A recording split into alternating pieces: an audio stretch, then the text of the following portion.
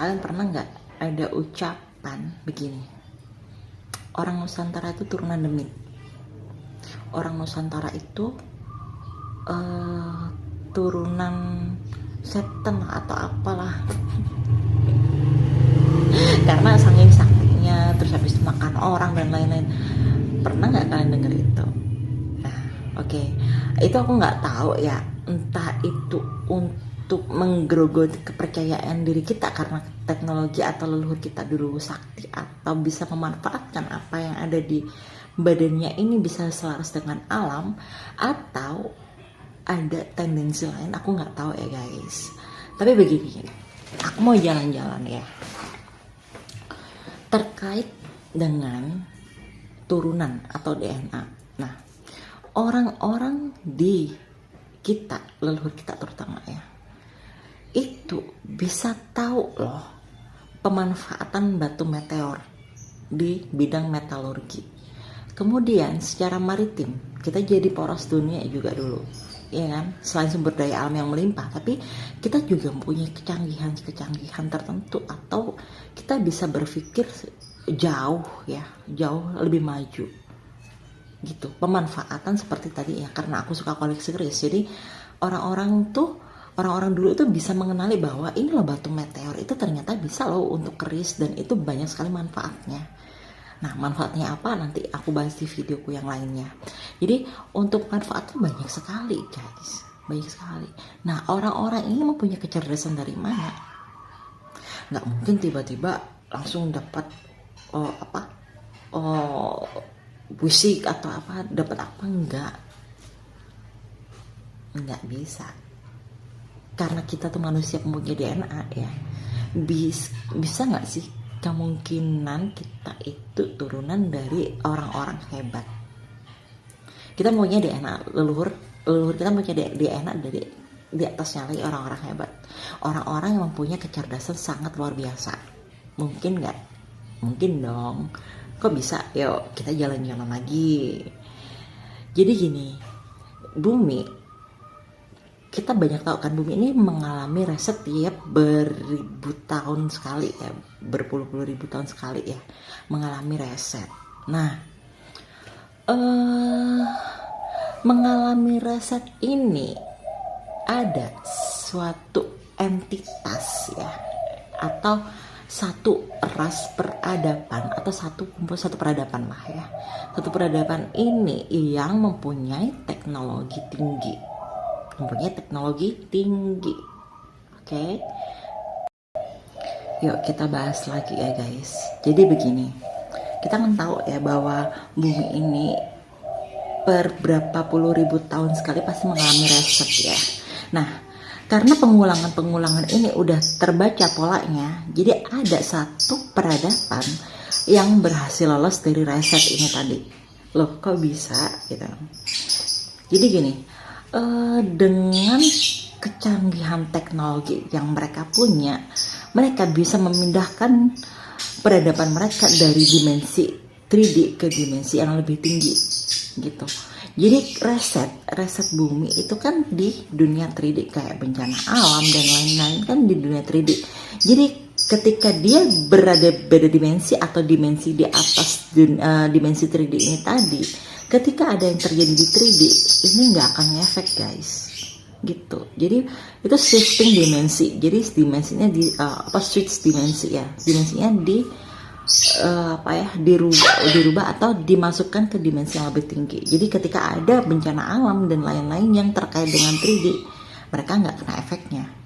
Nah, karena pengetahuan orang yang terbatas atau masing-masing literasi mempunyai keterbatasan antara satu individu dengan individu yang lain guys, orang yang nyebutnya dengan gampang itu adalah demit, karena berbeda dimensi dengan kita, padahal ya enggak sama, cuman mereka berpindah dimensi gitu.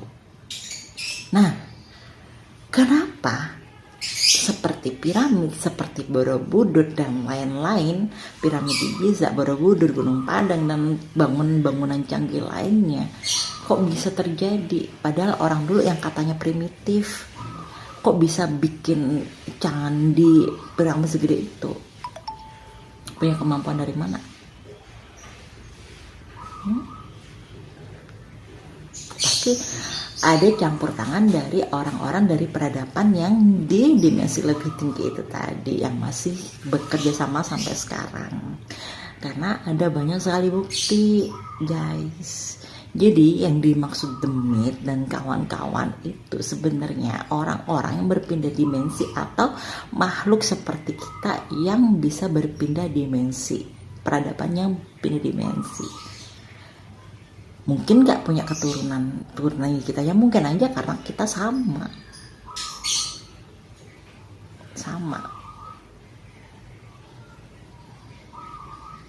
rekayasa genetik mungkin.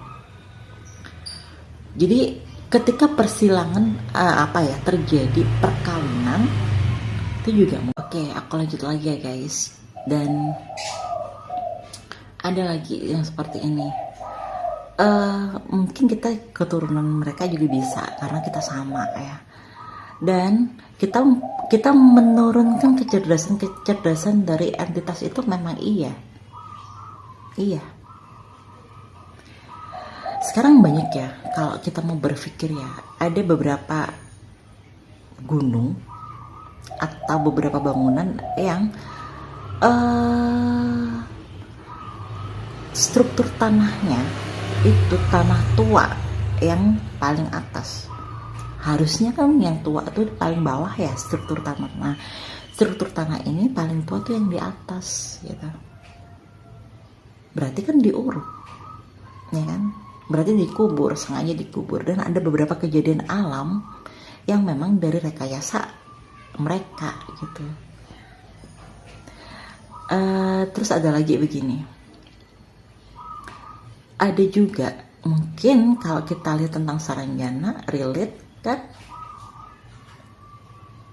peradaban itu guys, bukan demit, bukan jinan kan bukan peradaban. Ada lagi satu lagi yang di Banten, itu juga ada teknologi di sana, kita nggak tahu apa ya. Dan nggak bisa dibahas terlalu jauh, jadi cluenya itu aja. Dan di selatan tuh guys, aksesnya pakai apa kalian pikir sendiri. Jadi semua itu teknologi pemanfaatan dari penyelarasan teknologi yang berhasil menyelaraskan diri dengan alam semesta. Teknologi guys, keren kan? Bisa mengkamuflase loh. Bahkan di Pulau Jawa pun ada banyak. Dan itu nggak mungkin guys kalau kita bukan turunan orang-orang yang cerdas. Seluruh kita itu bukan turunan orang yang cerdas, nggak mungkin bisa menemukan segitu banyaknya teknologi yang bisa memanfaatkan alam. Teknologi yang paling canggih adalah paling sedikit limbahnya, yaitu apa? Pemanfaatan alam, bukan pakai tools yang sekarang. Kemudian moksa ya, di kita itu familiar banget kan moksa itu. Jadi orangnya nggak meninggal tapi berpindah dimensi, ya kan? Seperti apa? Seperti peradaban itu tadi guys. Kita dapat pengetahuan itu dari mana gitu. Dan hal-hal seperti itu akan mudah tercapai ketika kita mempunyai satu garis DNA yang sama. Ingat ya, ketika DNA kita sama, kita akan mudah sekali mengaksesnya.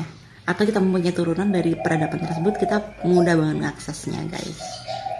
Gitu.